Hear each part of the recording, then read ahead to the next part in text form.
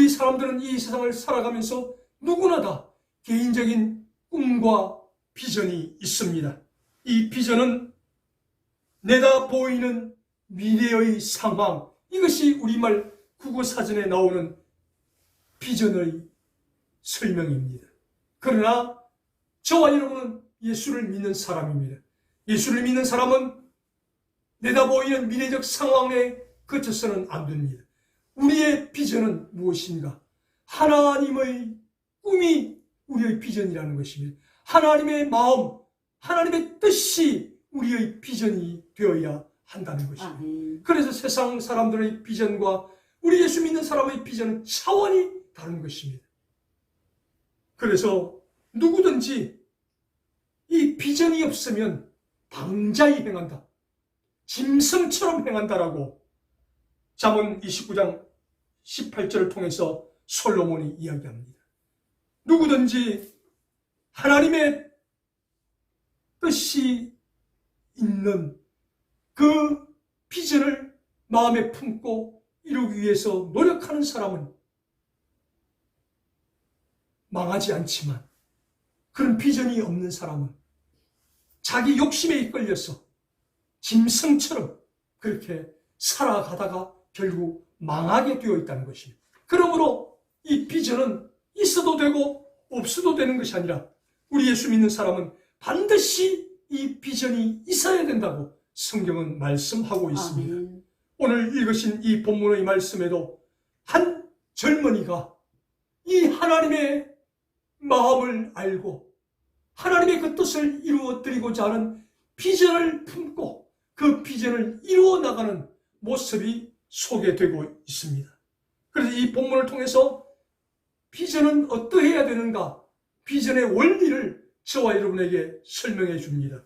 첫 번째, 오늘 본문 12절 말씀을 통해서 비전은 하나님께서 주시는 것이다 라고 말씀합니다. 12절 말씀, 내 하나님이 내 마음을 감화하사 예루살렘을 위하여 행하게 하신 일을 내가 아무 사람에게도 말하지 아니하고 밤에 일어나 두 사람과 함께 나갈새 내가 탄 짐승 외에는 다른 짐승이 없더라. 아멘.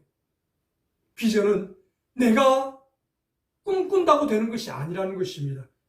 내 하나님이 내 마음을 감화하사 내게 주셔야 그것이 올바른 비전이 될 수 있다는 것입니다. 아멘. 하나님이 허락하지 않는데, 하나님이 주시지 않는데 내가 비전이라고 말하면 그것은 우리의 개인적 욕심과 욕망에 불과하다는 것입니다. 그러므로 오늘 이 본문의 젊은이 느헤미야는 하나님께서 주시는 비전을 받았다라고 분명하게 그는 선포하고 있습니다.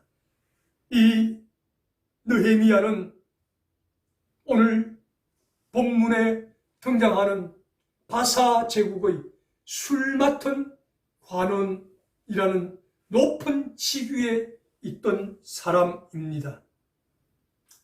그런데 동생 하나니가 예루살렘을 방문했다가 돌아와서 형님에게 그 고향 땅 예루살렘의 형편을 이야기합니다. 형님, 제가 예루살렘에 가보았더니 성벽과 성문은 불타서 회파되고 성벽도 무너져 내려서 말도 아닙니다. 정말 처량한 모습을 제가 보고 왔습니다. 라고 그렇게 형님에게 이야기합니다. 이런 동생 하나니의 이야기를 듣고 난 느헤미야가 마음이 찢어질 듯이 아팠습니다. 사랑하는 내 조국의 성전의 성벽이 무너져 내리고 그 성문이 불타 없어졌다. 내 마음이 너무 아프다. 내 마음이 이렇게 아플진데 하나님의 마음은 얼마나 아프실까? 그렇게 하나님의 마음을 생각하게 되었습니다. 그러면서 그 마음에 하나님, 할 수만 있다면 저로 하여금 예루살렘으로 가서 무너진 성벽과 성문을 건축할 수 있도록 은혜를 베풀어 주십시오. 라고 기도를 했습니다. 그렇게 기도를 했지만 하나님의 응답은 오지 않았습니다. 그래도 계속 금식하며 기도하며 하나님 앞에, 하나님, 제 마음이 이렇게 아플진데 하나님의 마음은 얼마나 아프시겠습니까? 하나님, 저로 하여금 예루살렘 성벽을 다시 세우게 해주십시오. 떨어져 나간 성문을 다시 복원하게 해주십시오. 라고 기도를 합니다. 그렇게 기도를 한 지 4개월이 지난 어느 날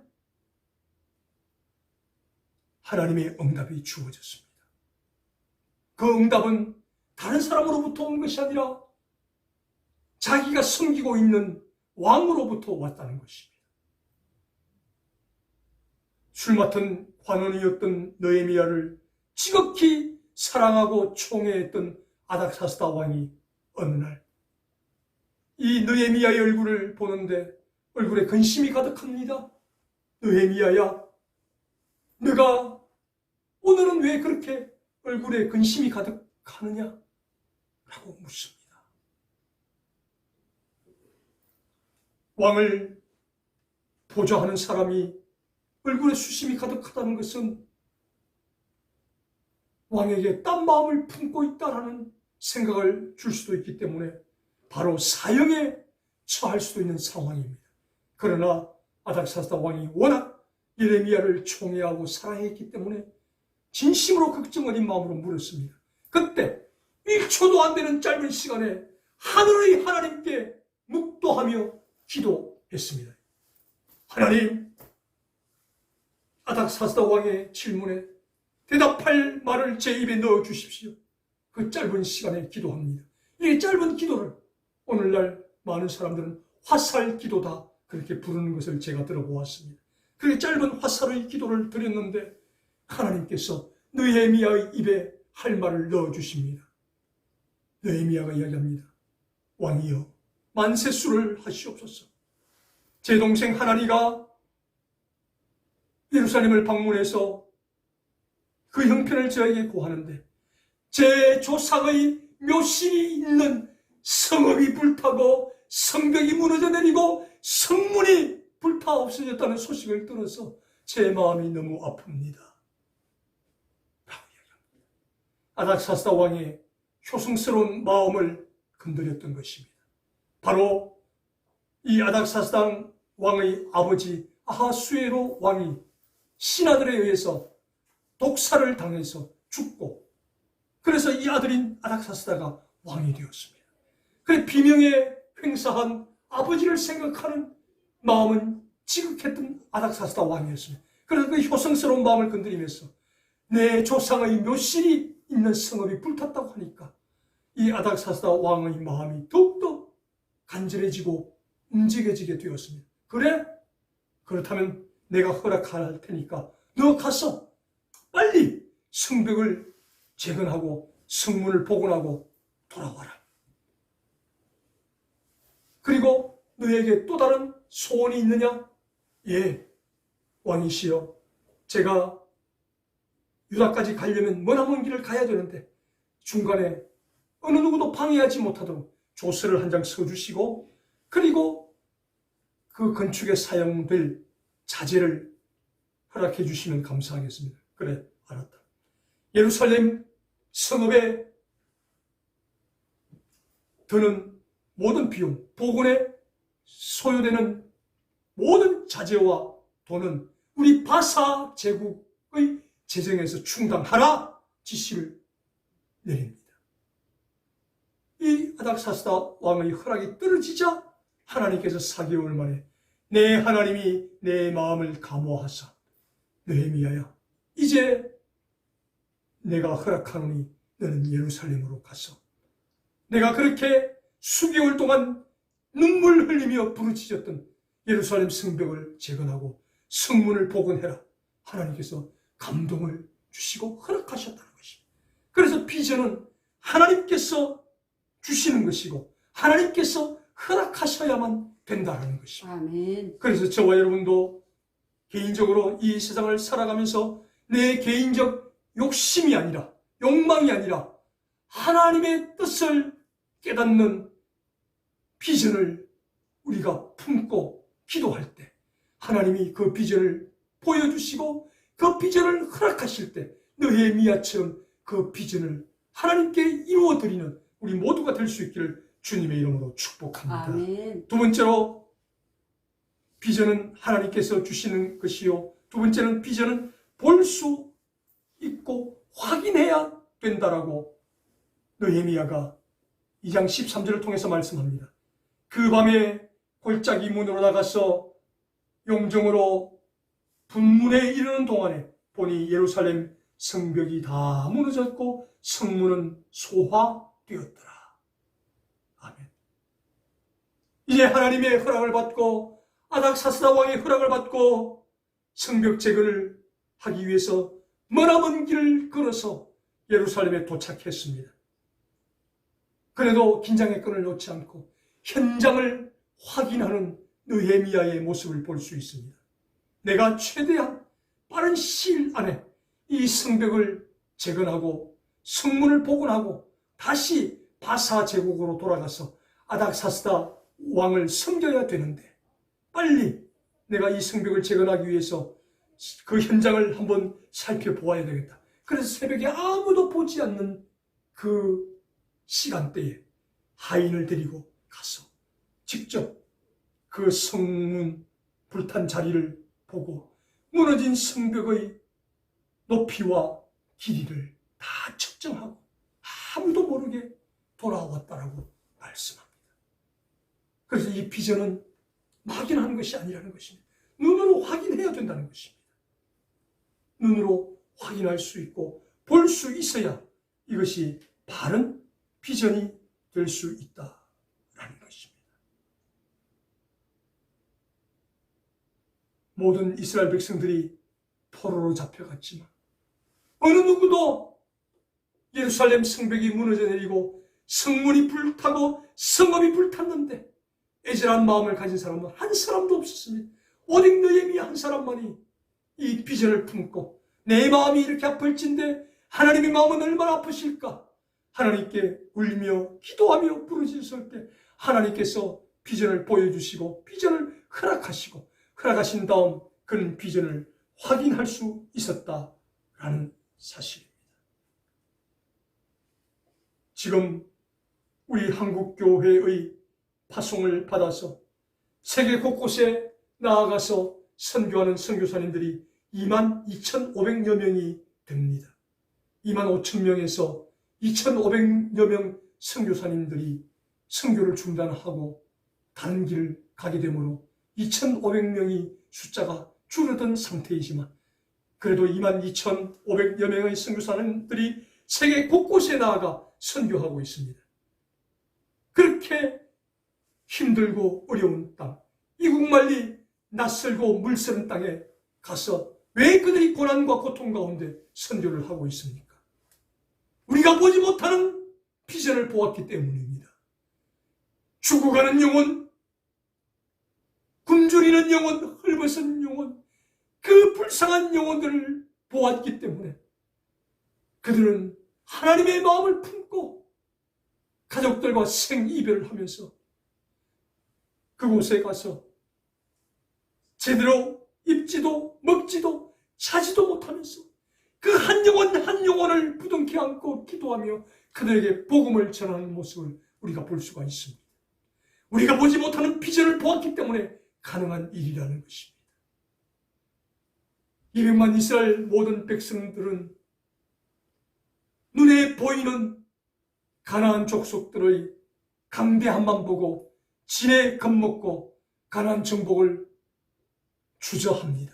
그때 모세와 여호수아와 갈렙은 그 강대한 족속 너머에 있는 하나님의 비전을 보았습니다. 하나님께서 가나안 정복을 하라고 말씀하셨다면 우리에게 능히 감당할 수 있는 힘을 주신다는 하나님의 비전을 보았기 때문에 결국 모세는 하나님께서 살아있는 채로 하늘나라로 데려가시고 그리고 여호수아 갈렙은 그 비전을 따라서 그 꿈대로 비전대로 가나안 정복을 완수하고 그곳에서 12지파가 살아갈 수 있는 기초를 놓는 인물이 될 수 있었다는 것입니다. 이렇게 비전은 볼 수 있어야 한다는 사실을 기억하고 저와 여러분도 남들이 보지 못하는 하나님의 꿈을 보고 하나님의 마음을 읽을 수 있는 우리 모두가 될 수 있기를 주님의 이름으로 축복합니다. 아멘. 세 번째로 오늘 본문을 통해서 비전은 포기하지 않는다.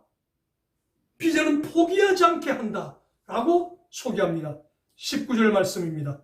호론 사람 산발랏과 종이 되었던 암몬 사람 도비야와 아라비아 사람 겟셈이 이 말을 듣고 우리를 업신여기고 비우스 가로되 너희의 하는 일이 무엇이냐 왕을 배반코자 하느냐 하기로. 아멘. 무슨 말입니까? 하나님의 허락을 분명히 받았습니다. 그리고 아닥사스다 왕의 허락도 받았습니다.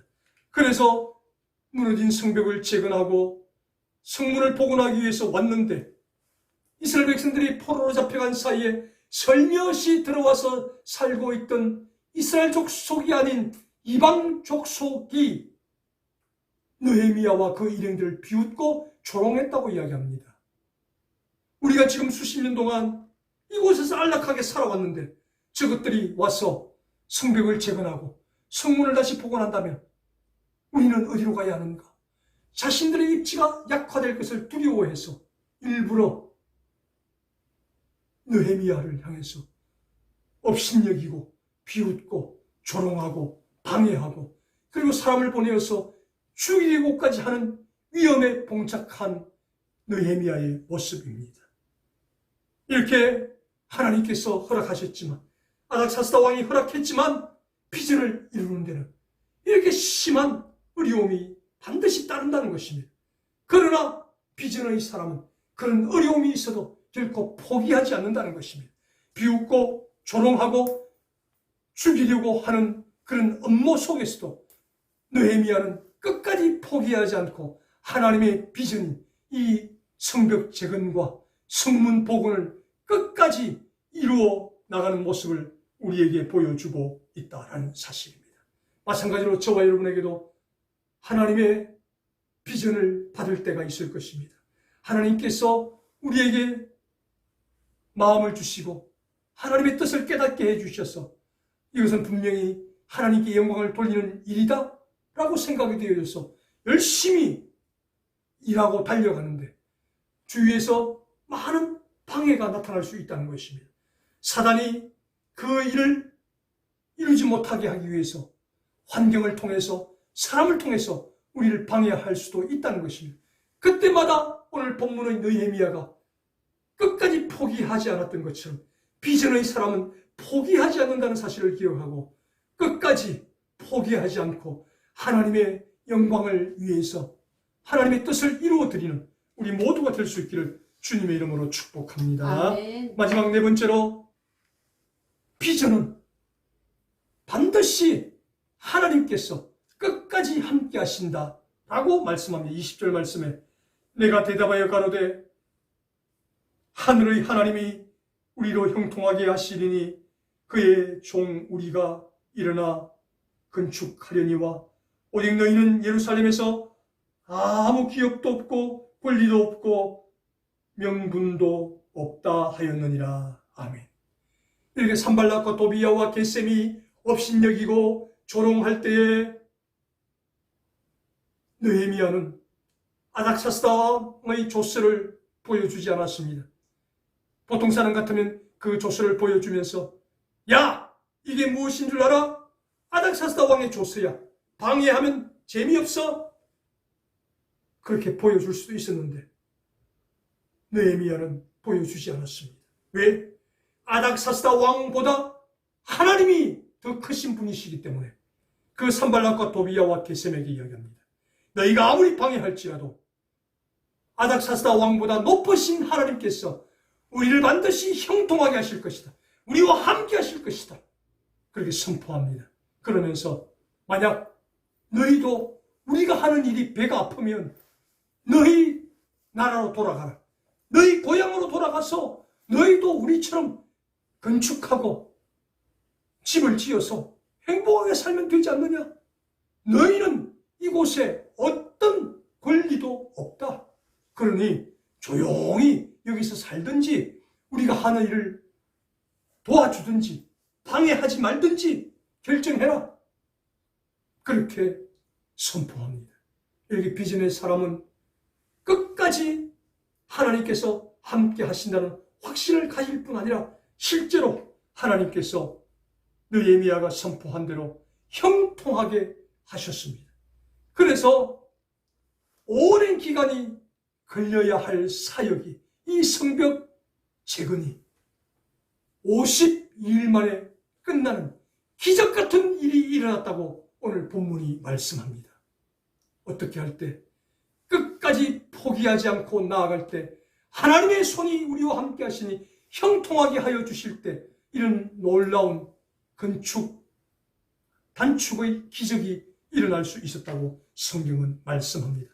마찬가지로 저와 여러분도 하나님의 뜻이라고 믿고 분명히 순종하며 나아갔는데 어떤 사단의 방해가 있다 할지라도 주변 환경의 어려움이 있다 할지라도 하나님이 형통하게 하신다는 믿음을 가지고 나아갈 때 하나님께서 우리의 비전과 함께 하시는 은혜를 체험하는 우리 모두가 될 수 있기를 주의 이름으로 축복합니다. 아멘. 이제 다시 한번 오늘 말씀을 살펴봅니다. 오늘 초도에 말씀 드린 것처럼 한 젊은이 느헤미야가 동생 하나니가 전해주었던 예루살렘 성벽이 무너지고 성문이 불타고 성의 불타 황폐하게 되었다는 소식을 전해 듣고 가슴을 찢으며 아파하며 내 마음이 이렇게 아플진데 하나님의 마음은 얼마나 아프실까? 하나님 저로 하여금 성읍을 건축하게 하시고 성벽을 재건하게 하시고 성문을 복원하게 해주십시오. 기도했을 때 하나님께서 4개월 만에 응답을 주시고 보여주시고 함께 하시고 형통하게 하심으로 이 비전을 이루어낸 현장을 오늘 우리가 살펴보았습니다. 그런데 저는 오늘 설교 제목을 부모와 자녀가 함께 이룬 하나님의 비전이라고 설교 제목을 잡았습니다. 왜 그렇게 잡았는가? 오늘 본문 말씀의 있는 가운데 이 느헤미야의 족보가 소개되는 것을 볼 수가 있습니다. 이 느헤미야를 가리켜서 하가랴의 아들 느헤미야다라고 소개합니다. 하가랴. 아마 느헤미야의 할아버지가 자기 아버지의 이름을 하가랴로 지었을 것입니다. 이스라엘 백성이 포로로 잡혀가는 그 상황 속에서 할아버지는 아버지의 이름을 하가랴로 지었다는 것입니다. 이 하가랴, 하나님은 흑암이다. 하나님은 우리를 버리셨다. 하나님은 우리를 저주하셨다. 자기 아들의 이름을 그렇게 지었다는 것입니다. 그러나 하가랴는 내 아버지가 내 이름을 하나님은 우리를 버리셨다. 하나님은 우리를 저주하셨다라고 내 이름을 지었지만 나는 이 저주의 인생을 바꾸기를 원한다 라고 생각하고, 비록 우리가 내 아버지가 이야기한 것처럼 이스라엘 땅에 살지 못하고 이곳에 와서 포로로 생활을 하면서 하나님이 버리신 것 같은 삶을 살지라도 이 삶 가운데 나는 끝까지 하나님의 비전을 놓지 않으리라. 그래서 아들 이름을 느헤미야라고 지었습니다. 하나님께서 위로하신다. 내 아버지는 하나님이 저주하신다라고 내 이름을 지었지만 나는 내 아들의 이름을 하나님은 위로하신다, 느헤미야라고 지을 것이다. 그리고 또 아들이 태어났을 때 하나님께서는 은혜로우시다 라는 뜻을 지었습니다. 그 절망의 상황에도 이 저주받은 인생 하가랴 느헤미야의 아버지는 내 아들들을 통해서 하나님이 위로하시기를 바란다. 하나님의 은혜를 얻기를 원한다. 그렇게 비전을 선포했을 때 그 비전대로 느헤미야가 하나님의 위로를 받는 사람이 되었습니다. 아멘. 어떻게? 아닥사스다 왕의 술 맡은 관원이 되었습니다. 이 아닥사스다 왕이 누구입니까? 우리가 너무나도 잘 아는 에스더를 왕비로 삼은 아하수에로 왕의 아들이 아닥사스다입니다. 그런데 아버지 아하수에로 왕이 신하들에 의해서 독살을 당하고 자기가 왕이 됩니다. 그래서 자기도 언제 죽을지 모르는, 독살당할지 모르는 위험 속에서 살아갑니다. 그래서 술 맡은 관원, 떡 맡은 관원은 제일 신이 많은 자를 세웁니다. 그래서 누구를 세울까 보니까 에스더서에 나타나는 하만과 모르드게의 싸움에서 하나님께서 불임제를 통해서 이스라엘 백성들을 지켜내시는 그 현장을 이 아닥사스다 왕도 왕자 시절에 눈으로 목도했습니다. 그래서 이스라엘 백성은 하나님을 섬기는 것만 허락해주면 생명을 바쳐 충성하는 사람이다. 그래서 유대 민족 가운데 가장 신뢰할 만한 인물인 느헤미야를 발탁하여서 술 맡은 관원으로 자기 곁에 두고 총애하며 사랑하였다는 것입니다. 어떻게 할 때? 저주받은 인생 하가랴 아버지가 하나님께서 위로하신다. 그래서 느헤미야를 통해서 온 이스라엘이 위로를 받는 은혜가 있었다라는 것입니다. 이렇게 오늘 본문의 느헤미야의 비전은 혼자의 비전이 아니었습니다. 저주받은 인생 아버지 하가랴가 품고 기도한 아버지의 비전과 자녀들의 비전이 함께 어우러져서 하나님의 비전을 이루어낼 수 있었다라는 사실입니다. 저와 여러분 오늘 이 말씀을 기억하며 저와 여러분도 이 세상을 살아가면서 우리 한 번뿐인 인생을 통해서 내 개인적인 욕심을 위해서 달려가는 사람이 아니라 하나님의 마음을 이해하고 하나님의 뜻을 분별하며 그 뜻을 이루어드리기 위해서, 그 비전을 이루어드리기 위해서 느헤미야처럼 하나님의 허락을 받고 포기하지 않고 하나님께서 함께 하심으로 그 비전을 이루어드림으로 하나님을 기쁘시게 하는 우리 모두의 삶이 될 수 있기를 주님의 이름으로 축복합니다. 네. 사랑하시는 우리 하나님 아버지 감사합니다. 오늘 느헤미야서 본문 말씀을 통해서 이스라엘 백성들이 포로로 잡혀온 기간 중에 이스라엘 성읍은 불타고 성벽은 무너져 내리고 성문은 완전히 부서지고 소화되었다는 소식을 동생으로부터 전해 듣고 눈물을 흘리며 하나님 앞에 그 성읍과 성벽, 성문의 재건을 허락해달라고 기도할 때 하나님께서 느헤미야에게 그 비전을 허락하심으로 함께 하심으로 형통하게 하심으로 이 비전을 이루어내는 모습을 우리가 살펴보았습니다. 그리고 이 비전은 느헤미야 혼자 이룬 비전이 아니었다라고 우리는 알게 되었습니다. 저주받은 인생 아버지 하가랴가 내 인생은 하나님이 저주한 인생이라는 이름을 담고 있지만 내 아들들만큼은 하나님의 위로가 함께하기를 원한다. 하나님의 은혜가 함께하기를 원한다. 그래서 느헤미야 하나님이라고 이름 지었을 때 그 아버지의 비전이 느헤미야를 통해서 하나님의 비전을 이루는 놀라운 일이 일어났다라고 오늘 본문이 말씀합니다. 하나님 우리들도 우리 자녀들을 축복하며 우리 가족 공동체가 우리 교회 공동체가 내 개인의 욕심이 아니라 하나님의 비전을 이루는 공동체가 되게 하시고 가정이 되게 하시고 자녀들이 되게 해달라고 기도할 때 우리의 자녀들이 하나님의 비전을 이루는 느헤미야 같은 사람들이 다 되게 해 주시옵소서. 감사하오며 우리 예수님 이름으로 기도드리옵나이다. 아멘. 아멘.